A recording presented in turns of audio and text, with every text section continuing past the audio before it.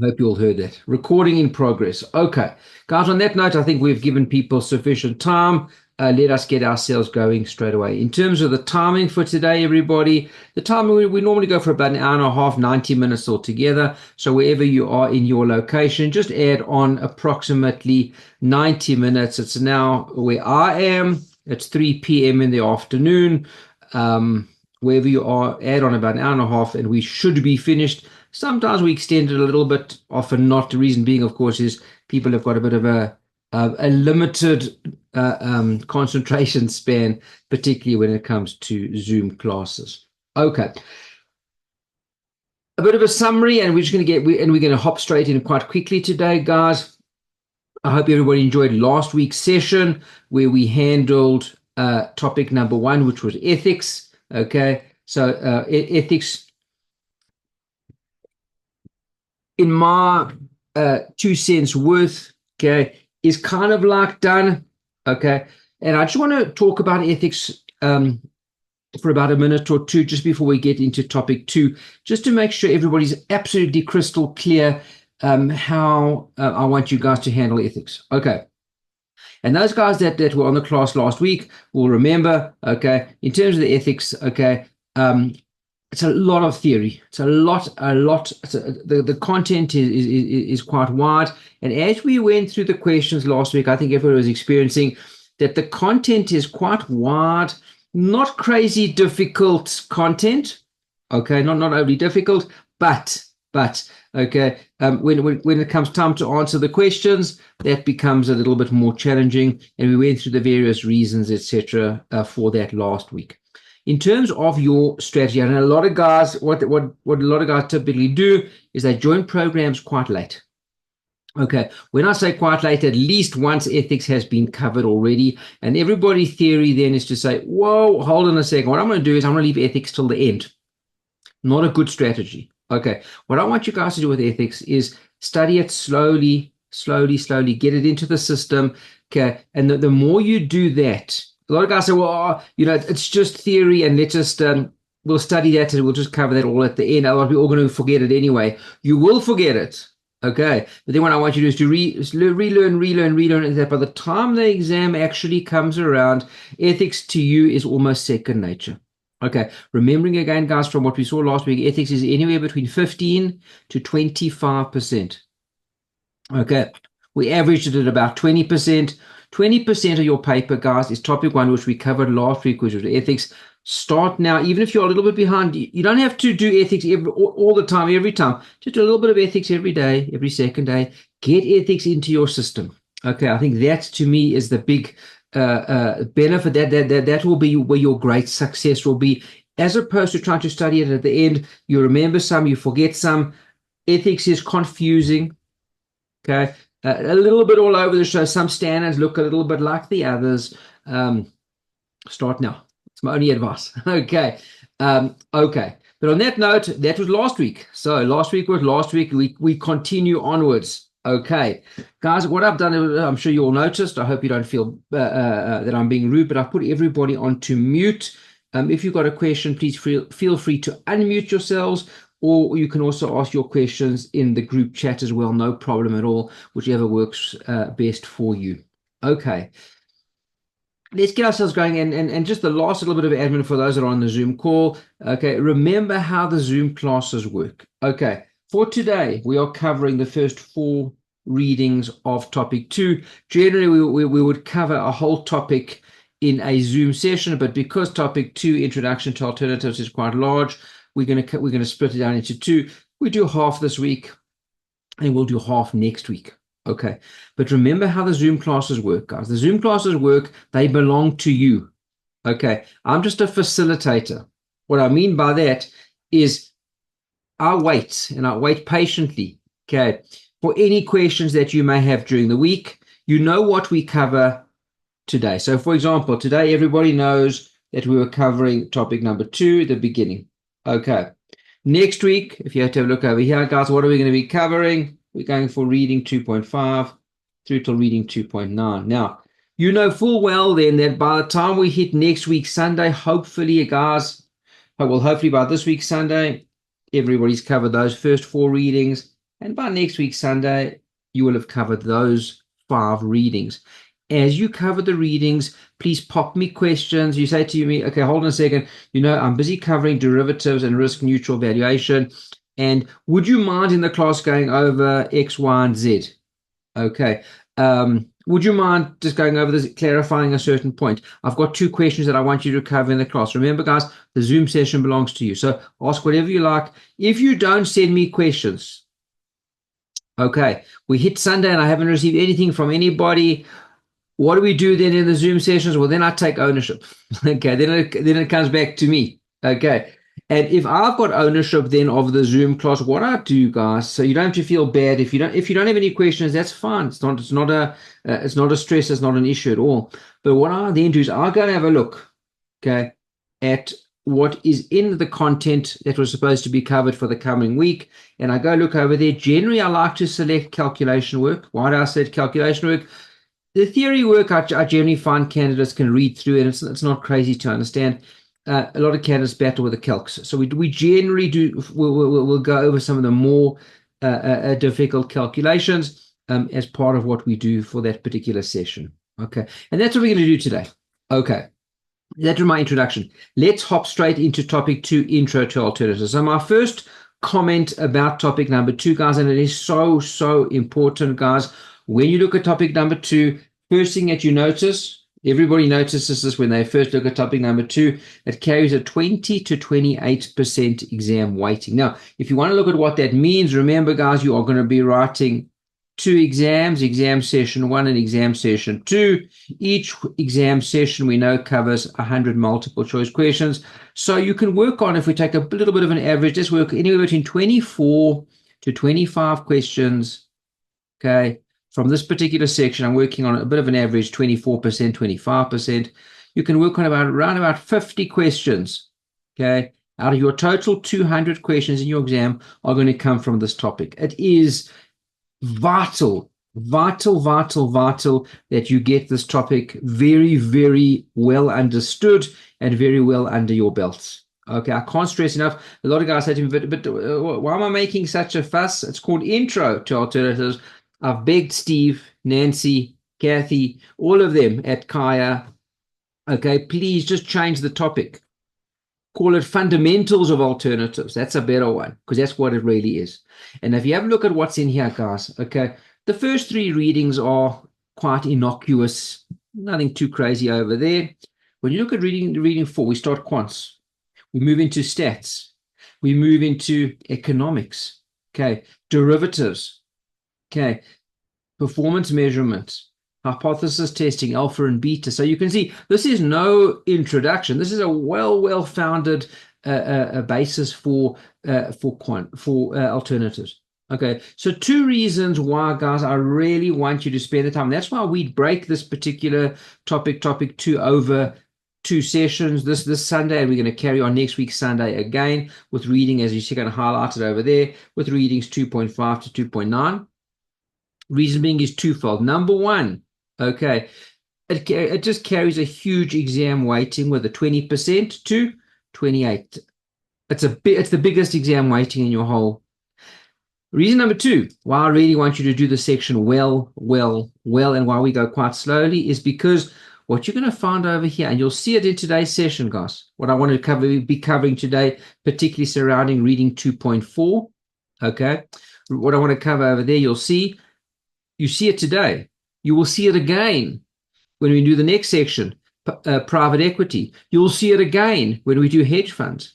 Okay, so what you often find is a lot of stuff coming out of this intro to alternatives, topic number 2, finds its way into the later topics again. So if you do it now well, first of all, you'll get the marks in this particular section for doing it well, and then you've covered yourself a very good foundation and a basis for the coming topics. So guys, please, okay, and it's always been our strategy here at Edge, go slow. There's no hurry. Guys, particularly where we are now. Okay, particularly where we are now, guys, we are in November. You're writing in March. There's time. Okay. If you had to ask me the same thing in Jan, Feb, I'll tell you a different story. Now we've got time. Let's get these first 2 topics, ethics and intro to alternatives, absolutely fantastically well done and well understood. It will stand you in such good stead as you move through the balance of the level 1 material. Okay, so on that note, I hope I haven't upset anybody, or I don't see anyone leaving the session just yet. So hopefully that was okay. But in terms of what we're going to do, and this is typically how I run the sessions, I look through what the required material was. Reading 1, 2-1, 2-2, 2-3, 2-4. I then say, well, where's the difficult stuff? And I try and go through that with you in a live Zoom class, and try and we try and stimulate some conversation, some questions, things like that. Even if there is nothing of that, it's worthwhile to join the Zoom session, because you will still learn quite a bit about that particular section. Okay, so if we have a look at what is in topic number 2, reading 2.1, it's quite a theoretical reading, not much there in the way of anything really complicated or new. Just one thing I do want to stress, if we are here, okay, and I'm going to with this, I'm going to really just write off reading 2-1, 2-2, 2-3. I'm going to hop straight to 2-4. Just something to note over here, guys. Okay, what is an alternative investment from 2.1? What they've done, and it's been quite a shift. It's a market shift, as well as it's been taken into account by CAIA as well, guys. What they've done in 2023 and before, they had 4 alternative asset classes.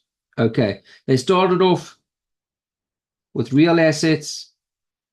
Okay, they had private equity as a separate alternative investment asset class. They had hedge funds.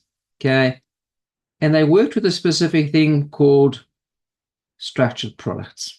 Okay, so in 2023, if you had to, and any times, I'm just trying to highlight this, guys, just to give you a much bigger picture of where alternatives are moving. So there were your 4 asset classes. Came 2024 onwards, they changed those. So anything from 2024 and obviously 2025 onwards, real assets stays the same, no difference, no change. Okay, private equity stays the same. Hedge funds stays the same. Where the change now comes, structured products, it's not that there's no more access to these things called structured products, okay? But another asset class has taken over, which incorporates structured products, etc., and that's called private debt. Okay, so as you go through your material, and what you'll notice the shift, 2023, very little about private debt. 2024, we had a certain amount of readings on private debt. 2025, which is our current year, guys, we've got 5 full new readings on private debt. That's where the focus is going to be. And as I say, that's where the market shift has been. The big catchword, what do they call it? Catchphrase, called buzzword, I don't know what you call these things, in the market at the moment is private debt. Okay, so if you are looking back and you say, hold on a second, where did structured products go? Structured products got eaten by private debt. Okay, so that's the addition. And you'll find that then, guys, in readings through 2-1, 2-2, 2-3, just a little bit of theory over there. I'm not spending much time on that at all today. What I want to do today, guys, is I want to just hop straight into reading 2.4, quantitative foundations, and I want to spend the rest of our session together with you on that particular reading. Okay, and guys, as I mentioned, okay, everybody's been muted. Okay, but if you've got any questions, queries, concerns, please, guys, feel free to unmute yourselves, ask a question, or you can just ask your question in the chat below as well. Either one works fine. Okay, let us get ourselves going straight away. Okay, and what I want to cover specifically today is I want to look at 2 sections. I want to talk about rate and return mathematics. We'll talk about simple and compound interest, okay? And specifically, I want to look at discrete and continuous compounding, okay? And again, as I go through them, I'm going to show you a much bigger picture, guys, okay, in terms of where they come up again, why they're so important. We'll talk about that. And then I want to talk about the distribution of the cash waterfall. Okay, and we'll deal with that one in great detail as we go through towards the back end then of reading 2.4. Okay, we have a quick question over here. Okay, from Eduardo. In the exam, will they provide a formula sheet? Not at all. No. Good question, though. Okay, no formula sheets are provided. It's a little bit of a bugbear, guys, that I've had with CAIA for a little while. I love CAIA. I love the people at CAIA, and I love the syllabus. Okay. What I find a bit challenging, and it's something that you need to know, okay, because in your final exam, the way CAIA examines is very, very specific. Okay, you really, really need to know your work very, very well. And I always say, what is the sense of not providing a formula sheet or things like that?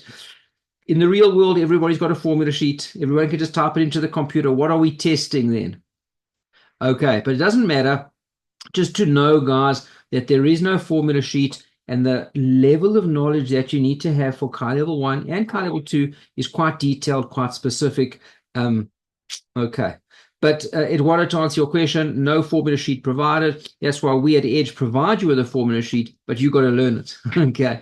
What you'll see, and I'll provide you with one of those quite soon as well, okay, is the CAIA have got what they call an exception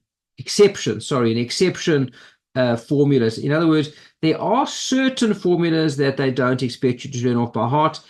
There's about 10 of them. That's it. Okay, so it's the minority by far, but yeah, there are some that they would give you very, very. For example, they would give you the Black-Scholes-Merton model.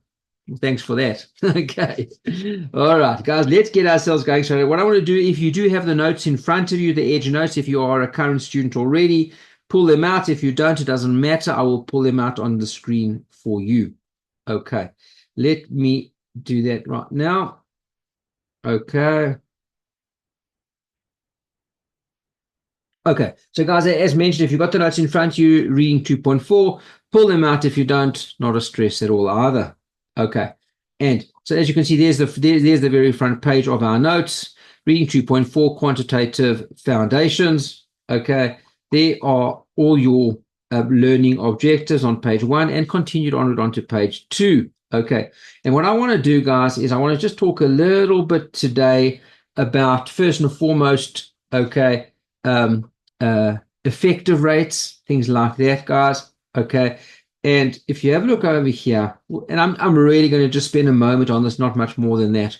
Okay. Now, always important to remember, guys, okay, that we have got, okay, two specific interest rates that we work with. The one is called the stated annual rate. Now, it depends on which country you're from or where you're from. Some people know the stated rates to be called what, guys? Okay, the nominal rate. Nominal is also equal to stated. That's the rate. If you walk into the bank, they'll tell you that's your rate. But there's another rate, okay, and this rate is as important, if not more so. It's called your effective rate. Okay, now, what differs the stated rate from the effective rate? And that's what we call, it's Warren Buffett says it's one of the 7 wonders of the world. It's the 8th wonder of the world, and that's called compounding. Okay, so what you have, for example, if your money that you put on deposit is compounded more than 1 time per year, then yes, your stated rate and your annual effective interest rate are not equal anymore. If it's only 1 period per year, guys, okay, and the compounding happens once a year, you'll get exactly the same interest rate. Okay, and let's have a quick look at a solution for you over here.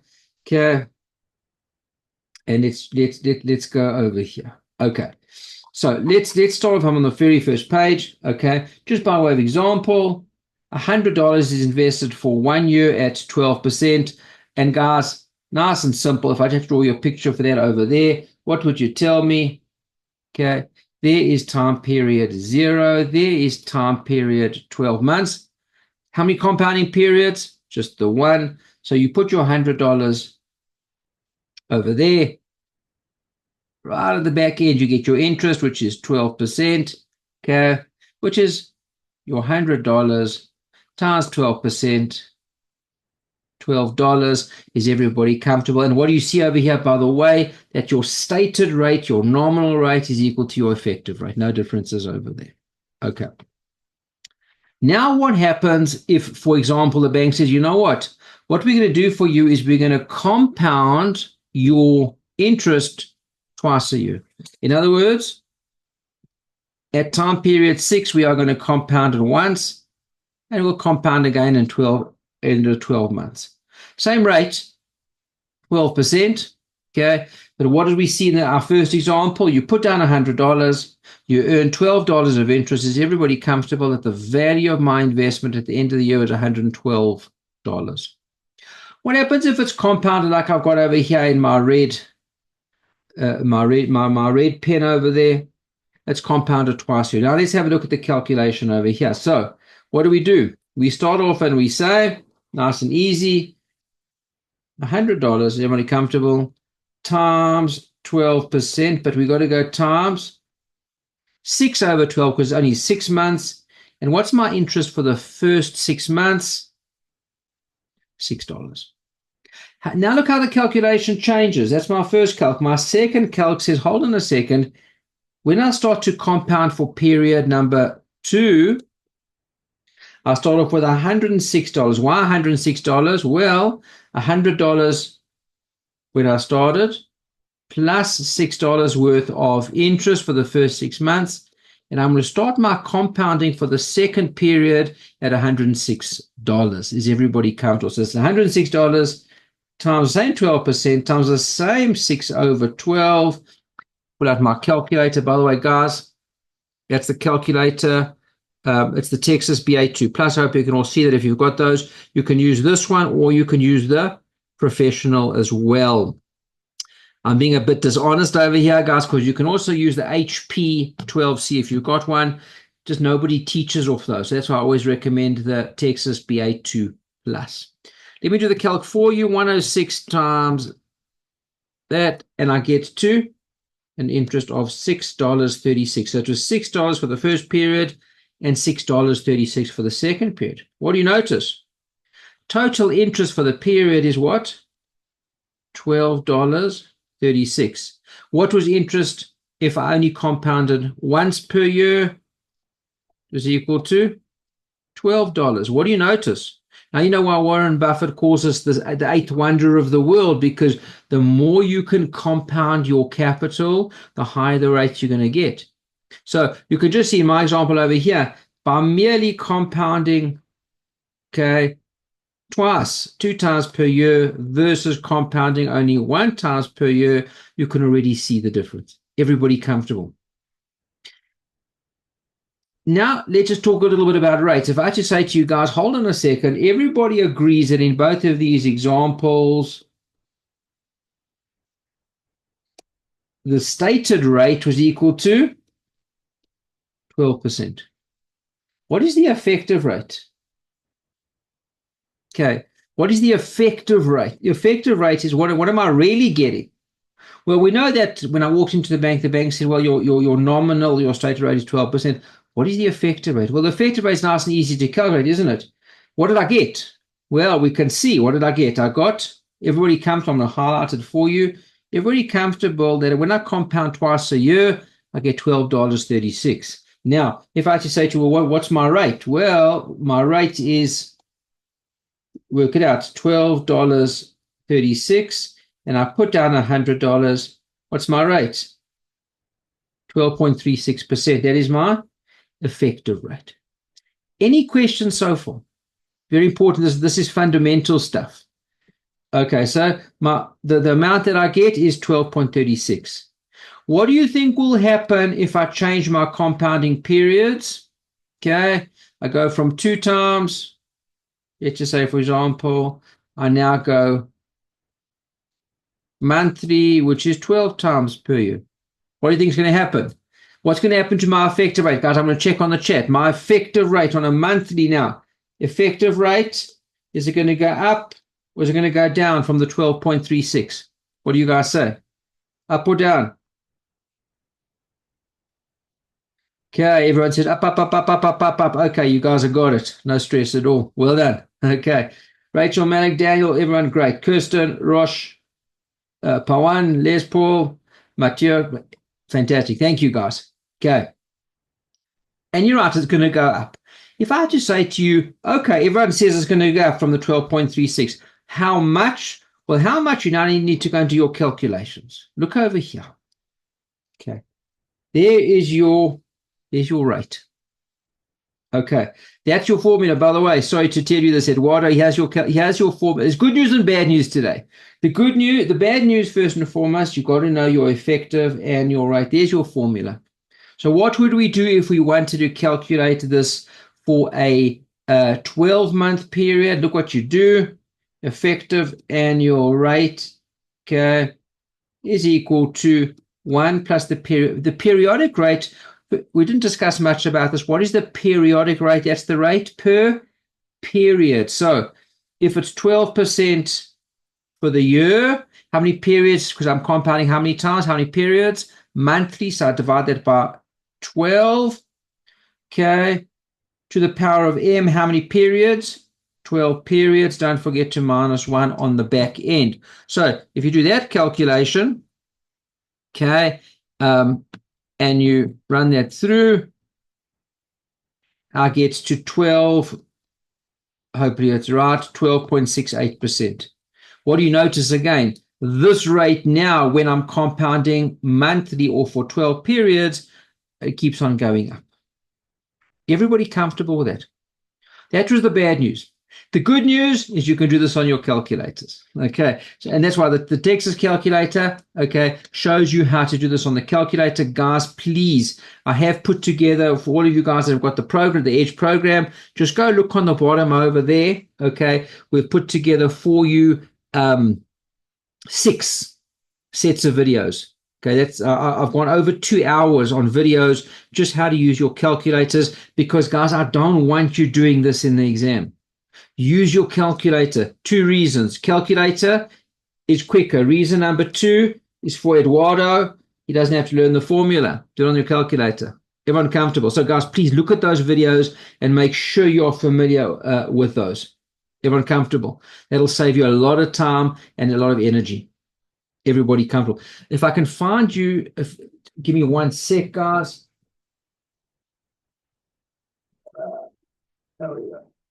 Okay, you see my little stick over here, guys. This is the BA2 Plus on a stick. If you're a lecturer, you get a stick. Okay, and what I want to show you very briefly, it's on all the videos as well, but let me see if we can't just get it shown to everybody today. See if we can't get this done. Okay. If it comes up nasty, I'll get it showed to you. Okay, let me see if I can just. Okay, guys, I'm going to stop sharing that with you, and I'm going to share my calculator with you. Can everyone see my calculator? There we go. Okay, good. Now what I want to do with you guys, I just want to show you very briefly how to do exactly what I did over there to get to, I think we got to what? 12.68%. Let me show you how to do that now on the calculator. Okay, so the calculator, always clear your work, guys. Clear, clear, clear. Okay, now we have a look over here. Okay, and we go second function. This is why it's so important to start early, using your calculator, practicing, watching the videos, practicing. So you go second function, button number 2, and that's now called interest conversion. Icon. If you see over there, button number 2, when I push second function, button 2, icon stands for interest conversion. The question, the calculator then says to you, well, what nominal rate do you want to work with? So we say we want to work with 12%. Okay. And remember, these calculators, I hope Texas isn't listening, they're very stupid calculators. Okay. Just because I put 12 over there doesn't mean anything. I've got to go and push enter. Once I push enter, now it's in the calculator. Guys, I often make a lot of mistakes by not pushing the enter button. Now it's in. Everyone comfortable? Texas works very well with these 2 arrows, guys, up arrow and down arrow. So I've got my nominal rate of 12. I go down and it says to me effective rate. I don't need that yet. I'll come back to that. I arrow down again, and it says to me, CY, how many periods do you want to work with per year? So what I say, I was working monthly, so I go 12 periods per year. Don't forget to push your enter button over there. Everyone comfortable? I go back up to EFF. That stands for effective rates, and I push CPT, compute, and there you go, guys, 12.68%. Everyone comfortable with that? Okay. And guys, this is all in the videos, all the Edge videos. I've got these. We've recorded, as I said, a separate 6 set of videos. I know I keep going on about this, but guys, make the calculator your friend in the exam. It'll save you a lot of time, and it'll save you learning formulas off by heart. Okay. Everyone see how we did that over there? Okay. So you can see, guys, what happens. Okay. Now I'm going to go back. Everyone got that? Okay. Let's stop sharing that, and then let's go back to our main page over here. Okay. And everybody answered correctly. Everybody answered correctly when I asked you guys, what happened when we increase the number of periods? What happens to the effective rate? And everyone said it goes up and up and up and up. Well done. Okay. We now come to a calculation. Okay. And I'm going to just skip all the way down over here. Okay. Let's see if I can find it there. Here we go. Now, this is an important concept as well, and it all links together, guys. Continuously compounded rates of return. Now, we've got 2 ways to compound. Way number 1, okay, is over here. I'm going to put the 2 lines for you there.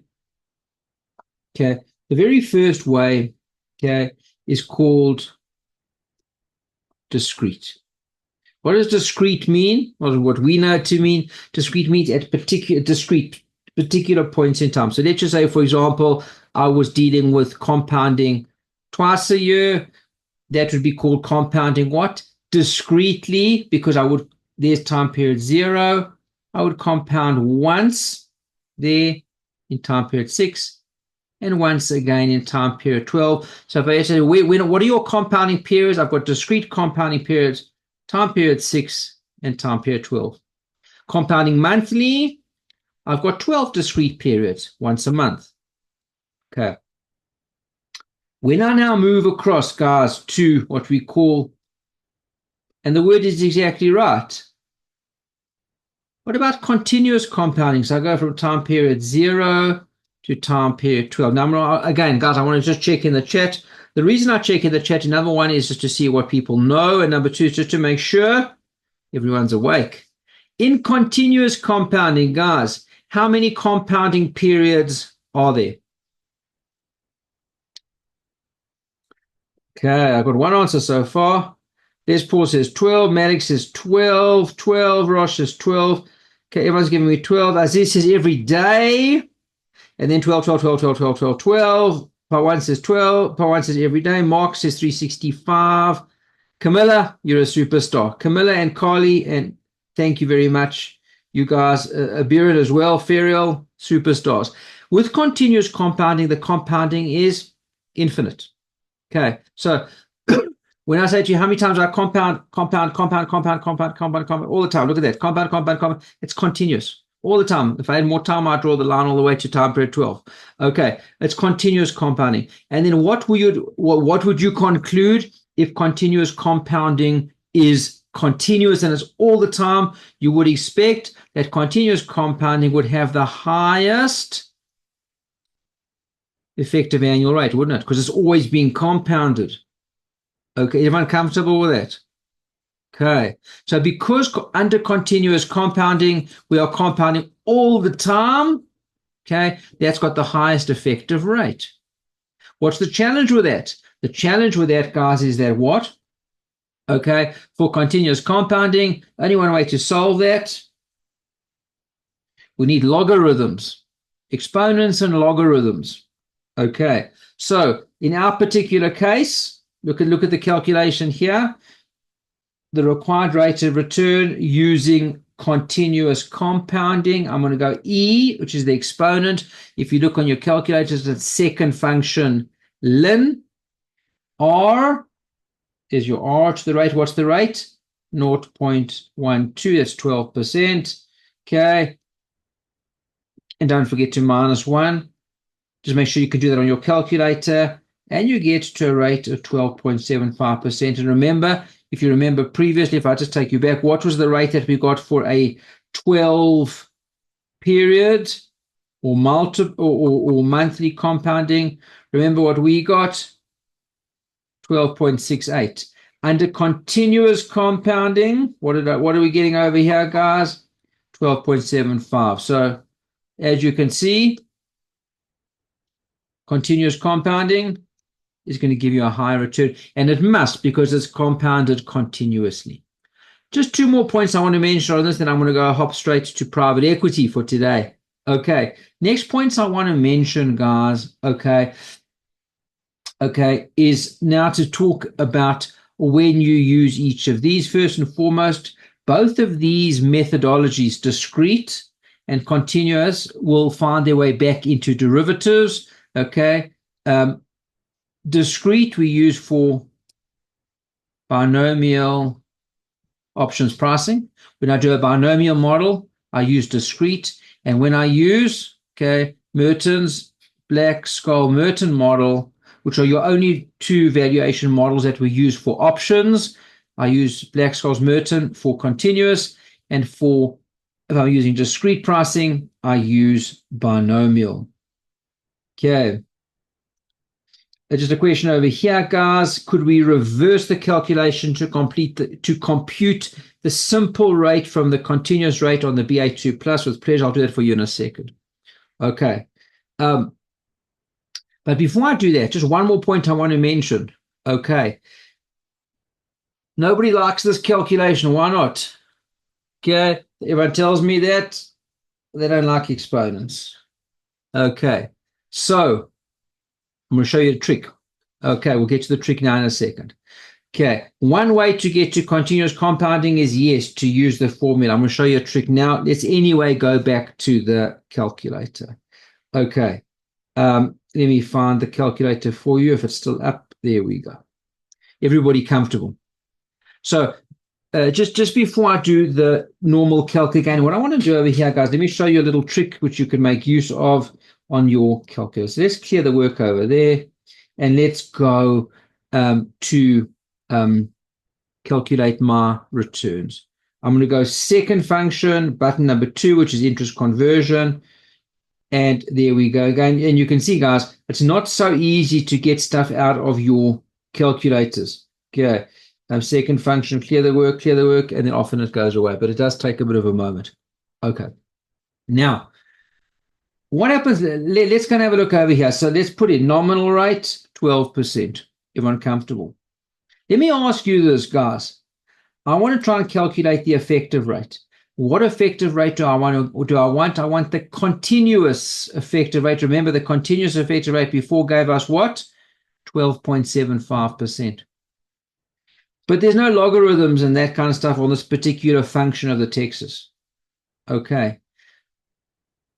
I'm checking my chat again, guys. What if I wanted to try and fool the calculator a little bit and try and put in a number when I come over here to number of periods, not 12, but a bit of a higher number, to try and let the calculator think that we're dealing with continuous? What number would you guys put in? Let the calculator think it's dealing with continuous or all the time compounding. Camilla says 500. I like that very much. Okay. And Camilla, when you give us the correct answer, we can just stop there because that's fine. I don't need any more answers after that. Fantastic. Look over here. Thank you, Camilla. Look, if I put 500 into the number of periods. Remember, push enter. It's now in. Go to nominal rate. Sorry, there's the 12. Let's put that in over there. What is my effective rate? Let's push compute. 12.748. Can you see you got very, very close, guys, to the what? To the 12.75. So remember, one of the ways that we can fool the calculator, in a sense, to doing a continuous calculation almost by using discrete numbers, which we put in as 500, is to put in the number of 500 and say, well, that's, and you can see we get very close to the number. Everyone comfortable? Okay. Now, just we had a question over there. Could we work this backwards? Yes, we could. I'm going to go second function interest conversion, and let's just clear everything over there. Okay. Question over here. Matthias says, why 500? No reason particularly. You could use 600. Just use a big number. Okay. You can use 700. You're happy with that? I just accepted 500 because it was a high enough number. It could be anything that you like. Okay. But a high number. Well into the hundreds. Don't use 20 or 30. Use hundreds. Okay. Okay. Let us. Dan, does it have to be over 100? I would start at 500, and there's no reason why not to. Okay. The lower you go, the less the calculator looks at it as if it's a continuous, all the time compounding. All right, so just pick a high number, and I would start with 500. If you want to use anything higher, it's as good. All right. Okay. We had a question over here, guys. Can we move from go the other way around? Yes, we can. So if memory serves, I think the effective rate was 12.68. Am I right? Okay. Let's put that in. Start with effective, and let's go nominal rate. I don't know yet. How many periods? 12 periods. Okay. And that should take us then back to the 12%. Let's make sure that does that. Nominal rate, compute, 11.9997. Okay. Everyone comfortable? I missed some of the rounding over there, but is everyone comfortable with that calculation there? Okay. There we go. Okay. Everyone comfortable. So you could work. Remember, when you work with this particular function, second function, interest conversion, as long as you've got two of the three variables, you can work anything out. Everyone comfortable with that? So you just need two of the three. So if you can go from nominal to effective, you can go from effective to nominal, same price. Okay. And the beauty about using the calculator, as you can see over here, guys, there was no need to learn any formulas. Much easier, and it's much quicker. Much quicker. Okay, so please, guys, make your calculators your friends. Okay. Let us get ourselves going straight away. Okay, I want to go back over here. Let's share at this point, I want to stop the conversation a little bit in terms of interest rates. I hope everybody has gained from that the first half of the class. Any questions? We've had a brief look at stated rates or nominal rates. We moved to effective rates. We showed you the formulas. We've discussed discrete, continuous, and we've shown you how to do all of those calculators then on the calculator as well. Okay. Any questions, guys?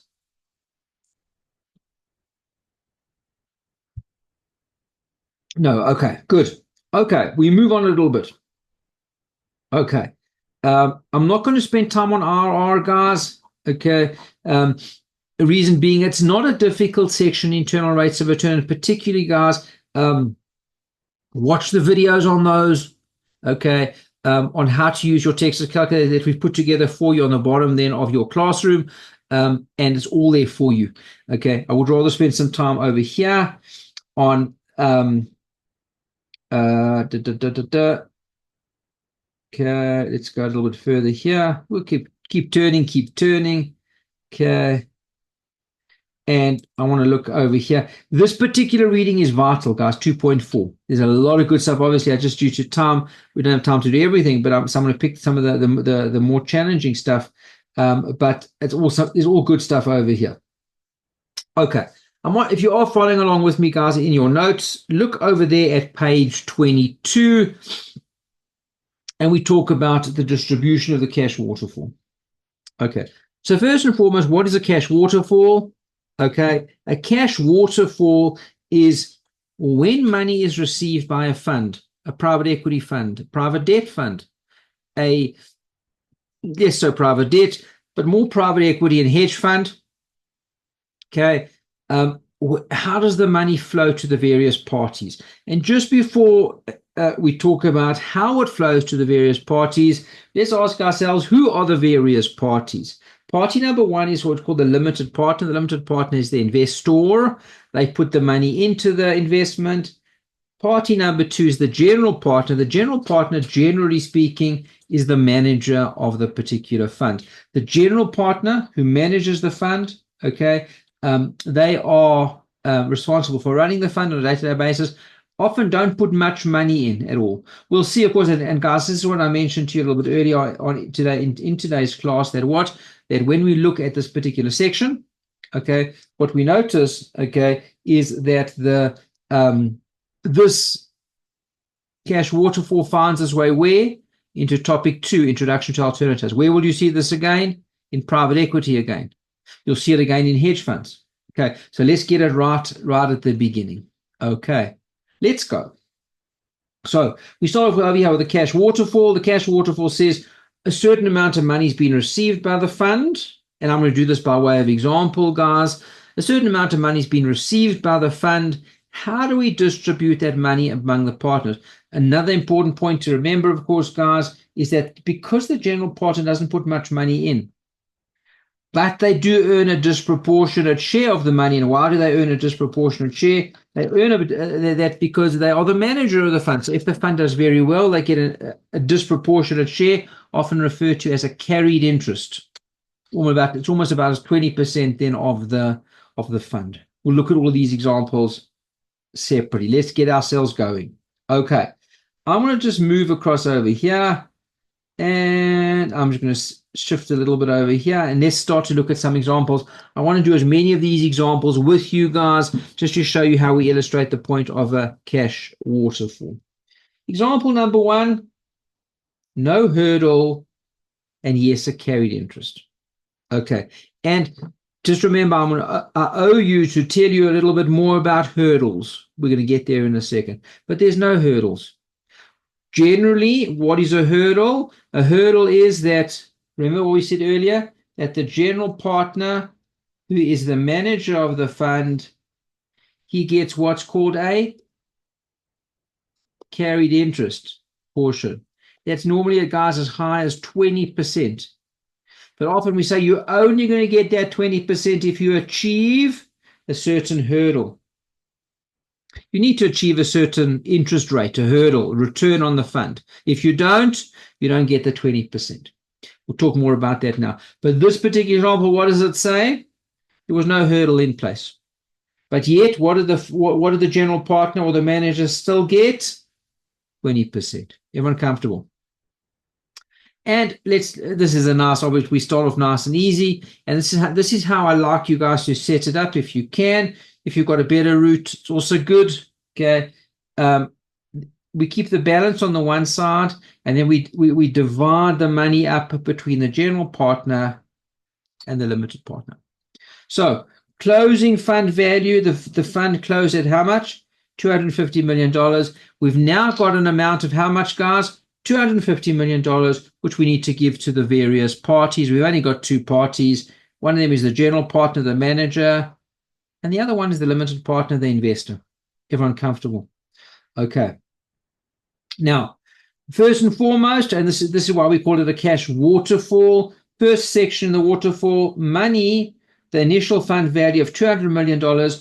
Who put that money into the fund? The limited partner, the investor. Okay, first 200 million goes back to you, limited partner. You put the money in, you get the money back out. Okay, what's left over? Okay, $50 million. And because there's no tricks over here, nice and simple, and we've also got what's called a carried interest amount. So we say to ourselves, and this is how carried interest works, by the way, guys, we say, how much profit is there? Oh, $50 million profit. You want comfortable with that? The fund started off, the fund made $250 million, started off at 200, that was the investment. It made a profit of 50. The general partner takes his 20%, which is called carried interest, and there is the $10 million over there. Of the 50 million, the general partner takes 10, the limited partner takes the balance then of 40 million. When we look at the back end over here, guys, just make sure that everything adds up. In other words, general partner took $10 million, limited partner took $240 million. Yes, of course, if you sum those two together, okay, we get a total of $250 million. And yes, that was the total proceeds, which I was looking to do what with? cash waterfall it. Give some to the general partner and give some to the limited partner. Okay. Any questions thus far? Nice, easy example to start us off with. Hopefully it doesn't upset anyone too much just yet. Okay, we move on. Any questions, guys? Just pop them through in the chat and I'll look at those straight away. Okay. Example number 2, no hurdle, carried interest. Okay. Part 1 says, when the question says hurdle rate, is that hard or soft? The question will have to tell you. Okay. I know some of them don't, but they have in an exam, part 1, you've got a lot of comfort that they will tell you exactly what it is.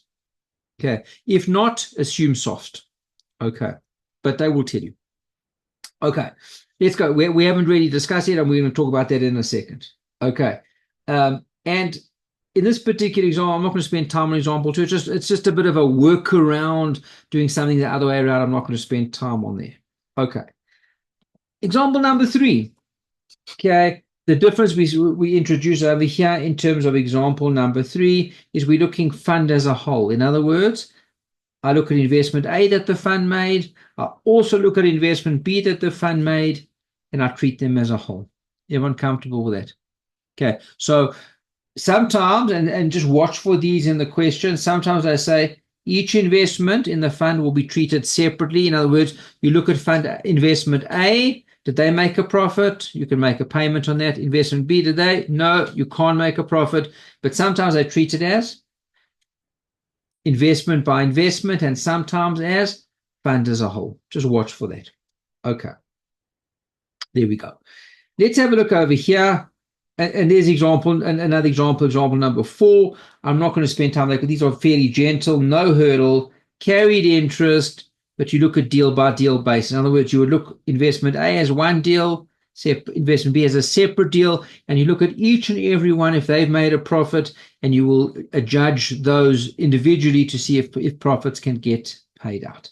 Okay, now let's get back to business. That was a little bit of side issues. Just remember, guys, just watch for those. Do you treat them as each investment as a separate investment, or do you go fund as a whole? Have a look for those. Okay. Look at example number 5. Example number 5 talks about no hurdle again. We being easy on you guys at the start over here. No hurdle. Okay. Yes, a carried interest. Yes, fund as a whole, but there's a clawback. That's a new term for us. There's a clawback. What does a clawback mean? A clawback means, okay, that you get a certain amount of the money is able to be clawed back. Clawed back by who? Okay, and remember, generally, who generally takes a disproportionate share of the profits? Okay, that is the general partner. So that because the general partner takes a disproportionate share, the limited partner can claw back. Okay, take back a certain share if need be. What does it mean if need be? If there are losses. Okay. And we have a look at this particular example over here, guys. Okay. Initial fund, and we're going to go investment A, investment B. Here's all my numbers. Let us go over here. Okay. Now, we had investment A, and if you go back, so I should try to put this onto one page, it'll be easier. Look over here. Investment A, the date it was sold was after 1 year. Okay, so what would we have done after that year? After that year, when investment A was sold, we would have distributed profits, wouldn't we have? Okay, there's nothing else there. We only look fund as a whole if everything has already been sold, don't we? Okay, but if something gets sold early, well, you're more than entitled as a fund to distribute profits from investment A because it was sold after 1 year, and then yes, keep some money back perhaps for what? If things don't go right, then you're going to have what we call, guys, a clawback. Everyone comfortable? Okay. So look at our numbers over here. So what happened in investment A? Investment A, closing fund value. We sold the particular fund for 150 million. and we invested 100 million. Everybody can see quite clearly, guys. What was the profit? 50 million. Okay, so let's go over here. Is everybody comfortable? We go through our normal waterfall procedures. 150 million was received. The first 100 million of the investment gets paid back to the limited partners. Why does it get paid back to limited partners? They put in the first 100 million. What's left? Profit. Profit of what? 50 million. What do we know? That there's a carried interest components of that 50 million profit. We go 50 million times 20%, which goes through to 10 million, goes through to the general partner. If we had to stop at this point in time, of course, we would give the 40 million to the limited partner, and there is your total split: 10 million to the general partner and 140 million to the limited partner. Everyone comfortable? But this is only investment A. Okay, this is investment A. Let's go. So, and what happened? The general partner took how much, guys? $10 million. Everybody covered. Everyone got the big picture. Let's go see what happened with investment B, because remember, we treat this as a fund as a whole, not each individual investment. What happened with fund investment B? Look at this one. Investment B, we invested $100 million, okay, and it sold for 50. Everybody comfortable with that? Okay. So we sold for 100. We sold for 50 million. And look, if you look at the maths over here, we sold for 50 million. Okay, everyone comfortable? And the cost was 100. On investment number B, is everybody comfortable? On investment B, I've lost 50 million. It's worth 50 and I put 100 in.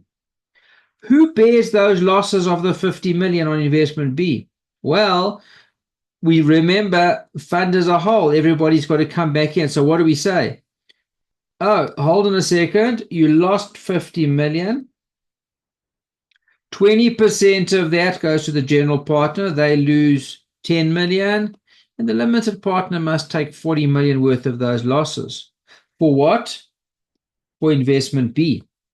But remember what happened. What happened on investment A? If I take you back forward a page, what happened on investment A? On investment A, the general partner already took 10 million. What would we say? If the provisions in the general partnership or limited partnership agreement provide for a clawback, well, the $10 million that the general partner took from investment A will be clawed back and now have to be given back into the pot and paid back then to the limited partner via what we call a clawback provision. Everybody comfortable? Okay, everybody comfortable. Now, guys, is everyone with me so far? Okay, what if I just say to you guys, and I'm just interested if anybody is out there in the market, okay, how would you claw these back? Okay, look over here. Tell me what you think. Let's work with my example. Okay, my example says, and I'm just going to clean it up over here a little bit, guys. What does my example give you? My example says that what? Investment A, after 1 year, was sold, and because it was sold after a year, okay, what do we see over there, guys? That the general partner took $10 million. Okay. So investment A, after 1 year, the general partner took $10 million. 3 years. Well, after 3 years, investment B was sold, but that was sold at a loss. And now we've got to go back to the general partner and say to general partner, listen, remember 2 years ago, you took out 10 million. Well, remember, you've got a clawback provision. Please, can we have the 10 million back to make good for the 10 million losses that we've suffered on investment B? Now, I just ask you the obvious question, guys. If anyone can help me here, okay, I'll check in the chat. How do we get the 10 million back from the general partners 2 years later?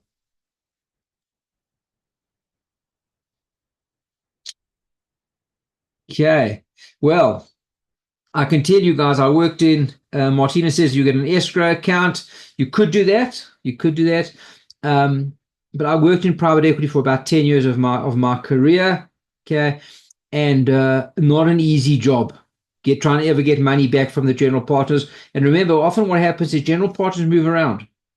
Okay. They leave the fund. You could have litigation. It's a mess. Okay. The only real, I say real one is to to have an escrow account and not to pay anything out to the partners until such time as the fund is finished, at which point you know exactly all gains and all losses. It's a bit of a mess, but yeah, the escrow account is probably one of your best ones. Okay. We had at the private equity fund that I was at, I was involved on many fronts, from front end to back end. And many times partners refuse to pay anything back. And you say to yourself, for R1 million, $1 million, is it worth the litigation? Okay, we often didn't litigate, so this guy's got away with it sometimes, I suppose. Okay, but the clawback can be just practically wise. The clawback can be a little messy at times. Okay, guys, we're getting into the slightly more complicated stuff over here, but I suppose it's good because we're coming to the end of our session, guys. We're getting close. Okay, now we talk about this thing called a hard hurdle. Okay, a hard hurdle is in relation to what, guys? A soft hurdle. And I'm going to do this with you via illustration. Look over here. Initial fund value, $200. Everybody comfortable that the fund started off at $200 million? And who put that money in? By now we know the limited partner. We're over there. I've got a hurdle rate of what? 12%. And what hurdle is it, guys? It is a hard hurdle. Okay. What does it mean, a hard hurdle? It means that we say, Mr. General Partner, you want to share in the profits. No sharing in profits for you until you've achieved what? 12%. So now let's work out the numbers. Fund investment, 200 million by the limited partner, times 12%, $24 million. Is everybody comfortable? So we move from $200 million. We take into account the hard hurdle of $24 million. That takes us to $224 million. Everybody comfortable with that? Okay. And the hard hurdle, it's a hard hurdle. It's all in the words, guys. Hard hurdle means that what? That the general partner does not share in any of the profits until such time as we've got to 224. He will only, listen to the words carefully, he'll only share in profits from where? 224 onwards. Everybody comfortable? Okay, hard hurdle. So with a hard hurdle, you ask yourself two questions almost. Number one is, was the hurdle achieved of 24 million?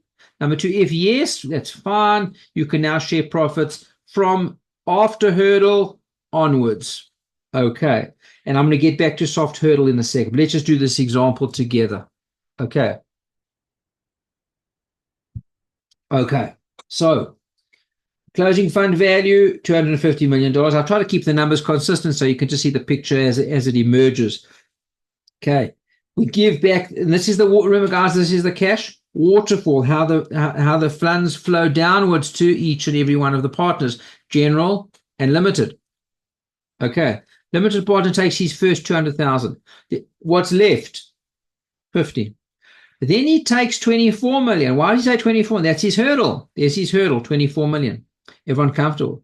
And remember, the general partner, yes, we know the general partner is going to get 20%. Yeah. But when does he get the 20%? After the hurdle's paid. Why? Because it's a hard hurdle. Okay. What's left over after the hard hurdle's been paid? $26 million. And we just split that 80-20 in favor of the limited partner.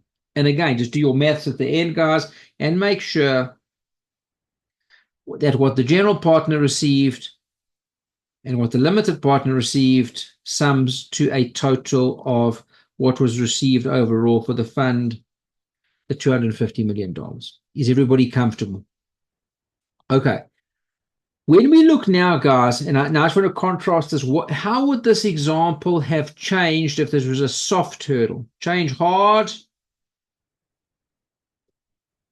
to soft. Soft hurdle works step number one the same way. Step number one says you need to achieve a hurdle. What's your hurdle? $24 million. Everyone comfortable with that? So, Mr. General Partner, you will not get any hurdle. Okay, you're not going to get any hurdle until such time as you've achieved 12% or $24 million. So let's ask ourselves the question: what was the final amount achieved over here? Everyone comfortable? I'm just going to clean this up over here. What was the final amount received? $250 million. Have we achieved 12%? Yes, we have, because we only needed to achieve 24 million. We've in fact achieved 50 million in profits. So we've achieved. The soft hurdle is different to the hard hurdle. The soft hurdle says, just ask the question, did you achieve the hurdle? Yes, we did. Oh, okay, fine, no problem. You can start to share in from where? From the beginning. Hard hurdle says, did you achieve the hurdle? Yes. Okay, well, then you can start to share hurdle onwards.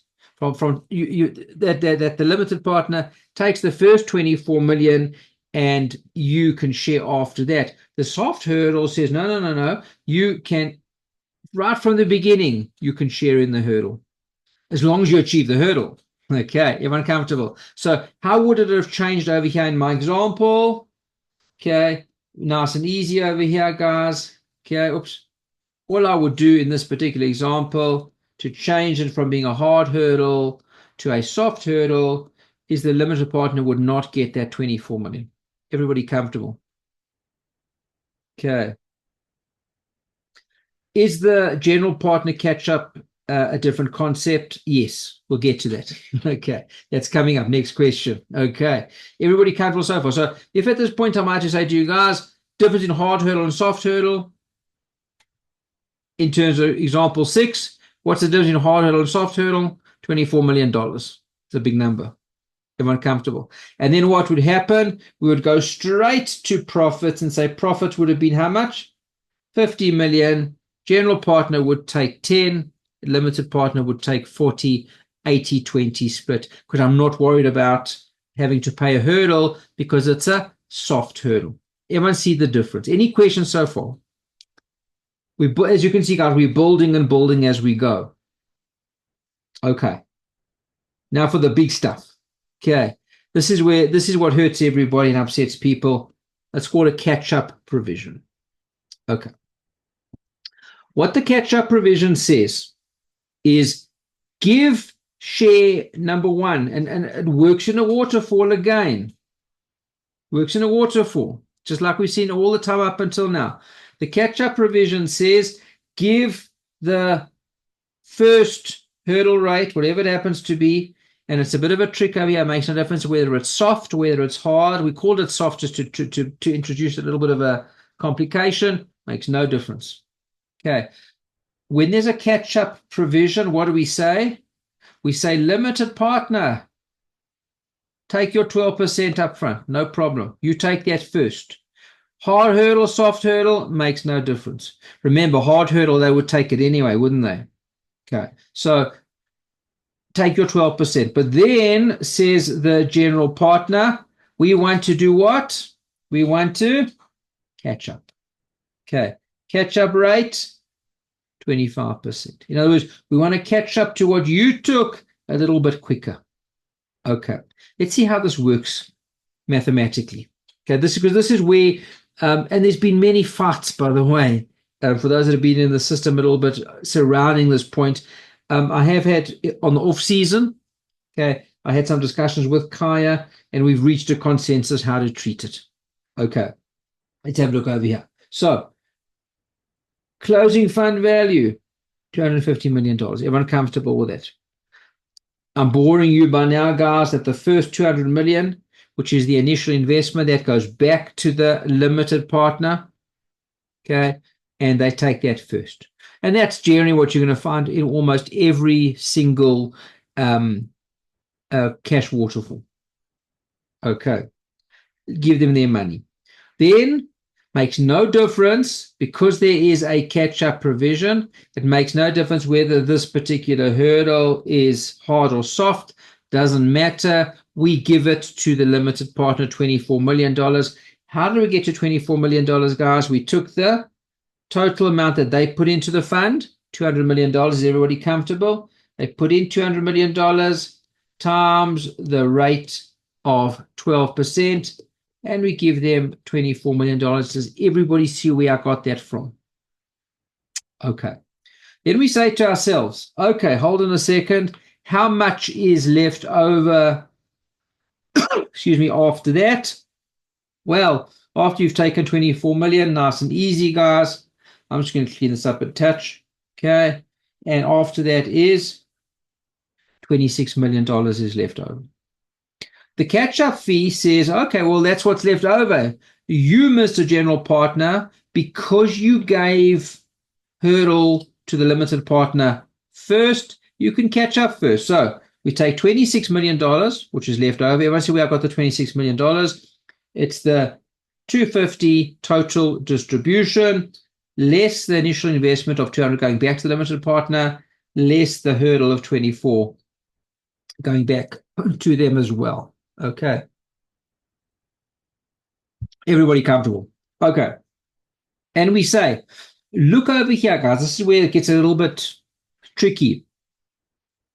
26 million was what was left over. We give 25%, not 20%. Why? Because it's a catch-up rate. It's a bit of a higher rate to them. To who? To the general partner. So we say $26 million profit times 25 million is equal to 6.5 million. Everyone see how I got to that calculation, guys? I go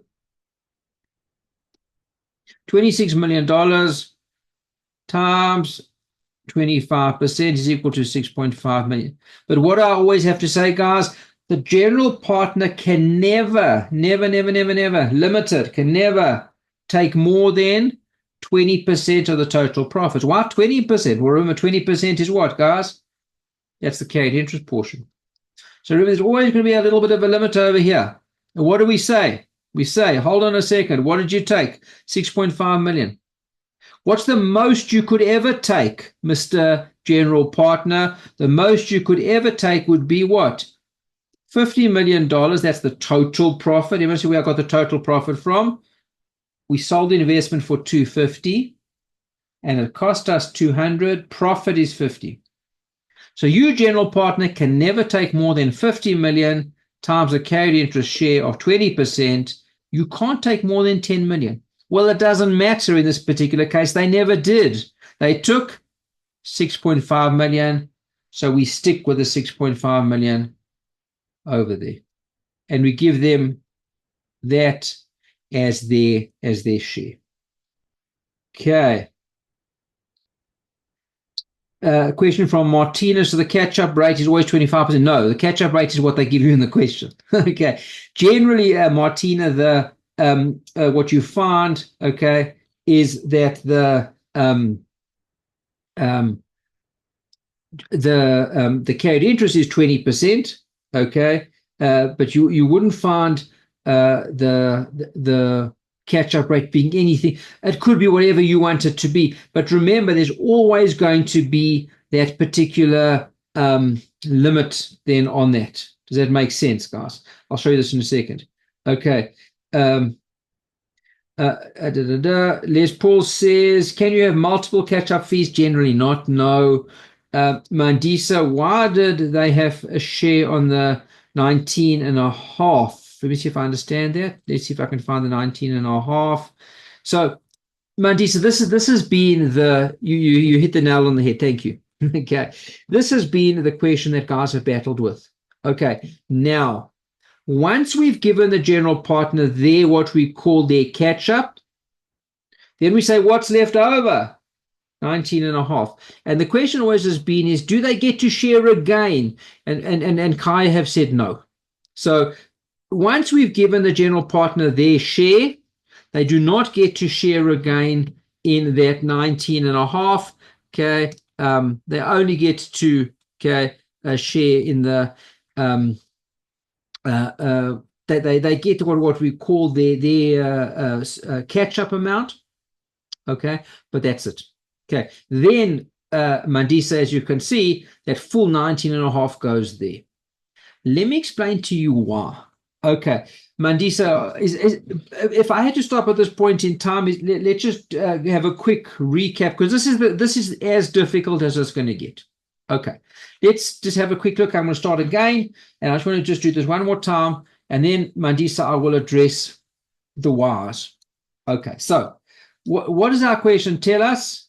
Soft hurdle makes no difference. Why? Because soft hurdle almost goes away when we've got this thing called a catch-up provision. Carried interest, fund as a whole. Okay. So we see over here, the closing fund value, 250. Okay. Let's give the limited partner back their 200 share. We do that over there. Okay. What's left now? It's important. This is an important one to remember.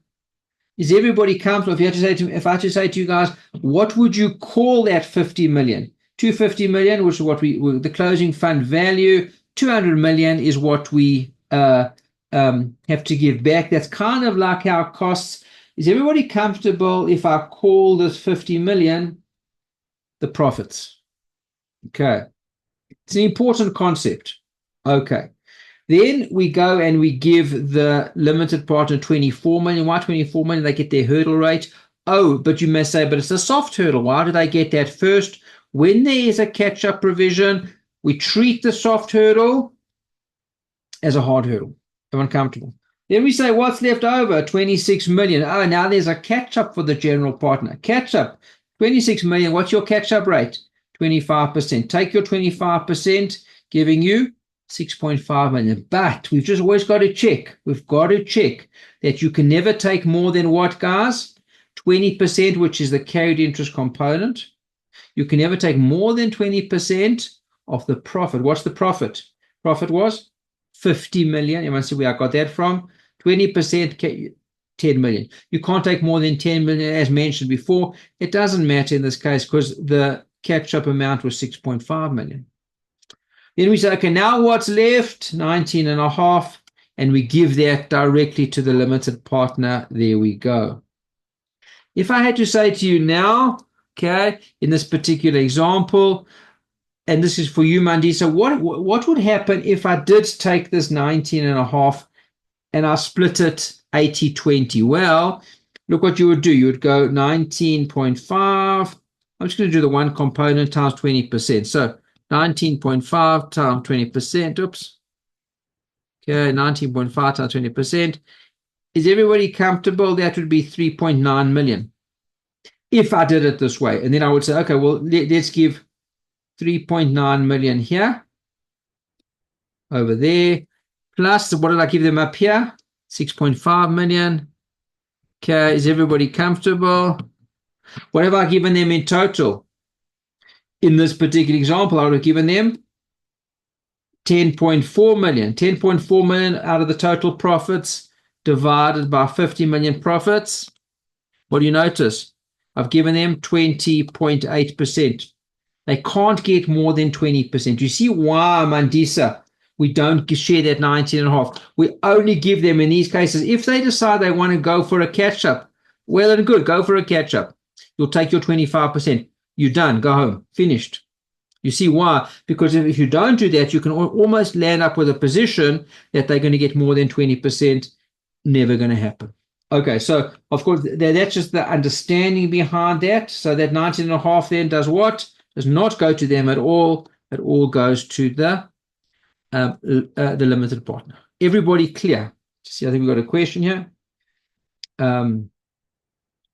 Okay. Okay. Now, let's just have a look at the last one. So we are running a bit short of time. Let's just move through the last one. Okay. Look what I've done here. Carbon copy of what we had in example 7. But look what I've done.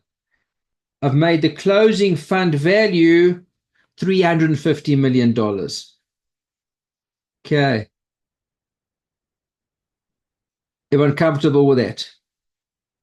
And yes, Mattia, you're right. The catch-up makes the GP miss out on $3.5 million. But and you'll see what happens here. Okay. The catch up, Matthew, it's an interesting concept. It's them. You can see they get a higher rate and they get it first.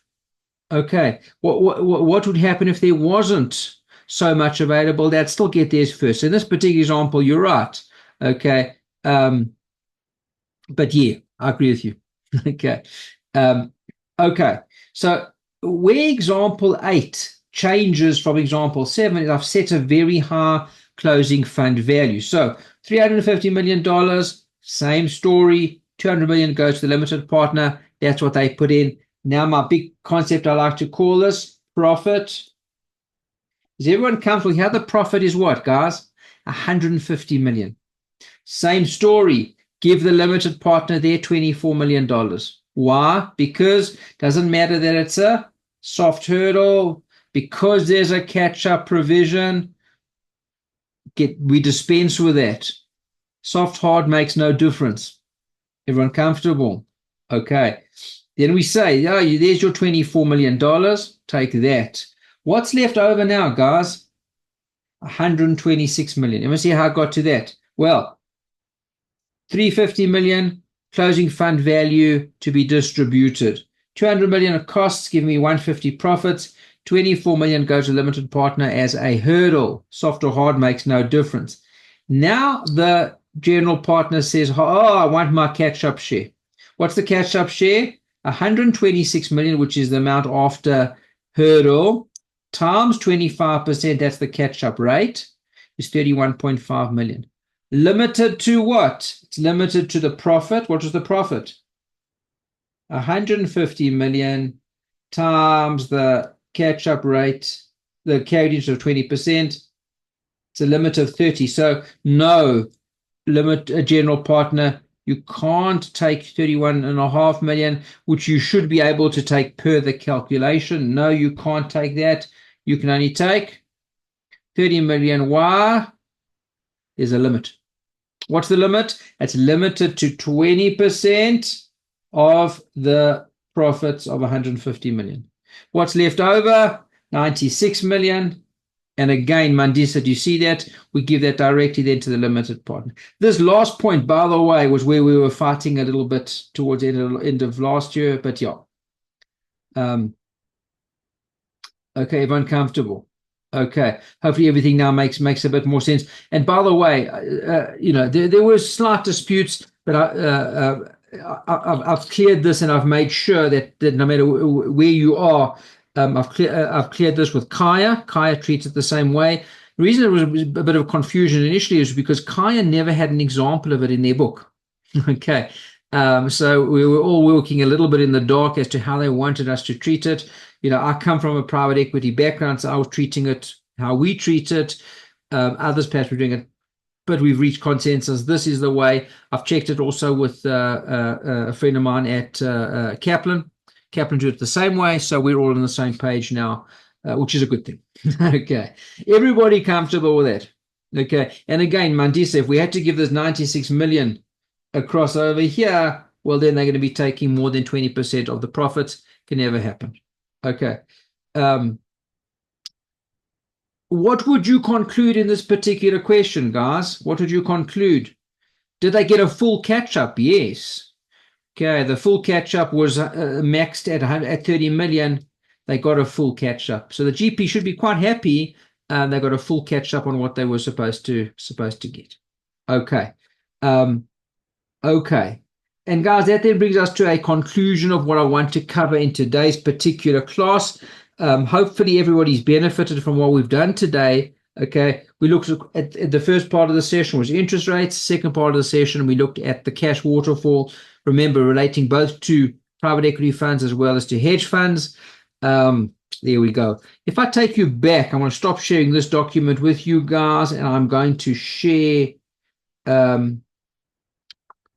this document with you here. Okay. And this document takes us back to the beginning, guys, and just lets us know that next week, Sunday, when we meet again, same time, okay, we will be covering reading 2.5, statistics, 2.6, financial economics, 2.7, derivatives, 8 and 9, performance measurement, and hypothesis testing. I will be guided by you guys. Okay, just remember that the Zoom class, this is the rule, guys. The Zoom class belongs to you. If you tell me before next week, Sunday, what you want me to cover in these 5 readings, given that we've got about an hour and a half together, absolute pleasure. I'll be guided by you. If you want to do specific questions, pleasure, we'll do that as well. If not, then I take the session back like I did today, and I just do what I believe to be the biggest value for candidates that are on the call, and we do it that way. Okay. On that note, guys, I'm going to wish everybody a week. So, guys, you've got a lot of work to do this week. You've got 5 readings to cover, and I'm assuming that you're up to date. If you're not up to date, okay. What if you're not up to date? Okay. What if you're not up to date? You don't stress. That's what you don't do. Okay. Because remember, guys, what we do specifically for the March exam is we take about 3 weeks off in December. So if you are falling a bit behind, don't let that stress you. There is always going to be time that you can catch up. Okay. And you can catch up that way. So there's always going to be a little bit of time over there. Okay. So, but never stress, never panic. You'll catch it up. Try as best you can to keep in line with us. But as you can see, hopefully, guys, that there's always benefit to be gained by joining the Zoom sessions, as we see. Mohammed, we've got a question over here. One last question. The next session, I want it to be large. Not sure what you're looking for. Oops. Okay. Dan says that, can we share the email address? With absolute pleasure, Dan. I'm going to just grab my keyboard over here. Okay. And let me type that in for you. Please feel free, guys, if you've got any questions to ask. Okay. Absolute pleasure. Pop me an email. So here's my email address. Okay. There we go. Okay. So with absolute pleasure, guys. Any questions, just pop them through straight away. We have a request over here, and I watched the American election. I don't want to cause any upsetment for anybody. I know some people take it quite seriously, and so they should. Okay. Ferial asks, okay, since this is the more difficult part of topic 2, what's coming up, can we move the Zoom session up, not to have it next week, to move it up by 1 week? So today's the 10th. We were supposed to have one next week on the 17th. Ferial is asking if we can have it then on the 24th. Guys, sorry, Kaleem, my apologies if you're on California time. Of course, we'll be recording. I'll post the recording within the hour. All right. Apologies if you missed anything. I'll just try and get the timing right a little bit better for us. Okay. So, guys, if I could just get a show of hands, please, or a vote. As I said, I was watching the American election. This is the only real true democracy here at Edge. We listen to you guys. Okay. Vishal says, yes, can we push it out by a week? Okay. Sure, move the date. Fine. Everyone wants a bit more time. Happy with that? Yes, that's okay. Yes, please. Yes, that's okay. All right, guys. Yes, move the date. Move. Happy. Yes, yes, yes. Done. Okay. Guys, what I'll do is I will just change the dates if anyone's looking then on the pacer. Next date, I will not see you next week. Democracy has spoken. Okay. The class has spoken. You are the bosses. Okay. And we will meet again in 2 weeks' time. All right. Okay. And guys, if you want to have a look at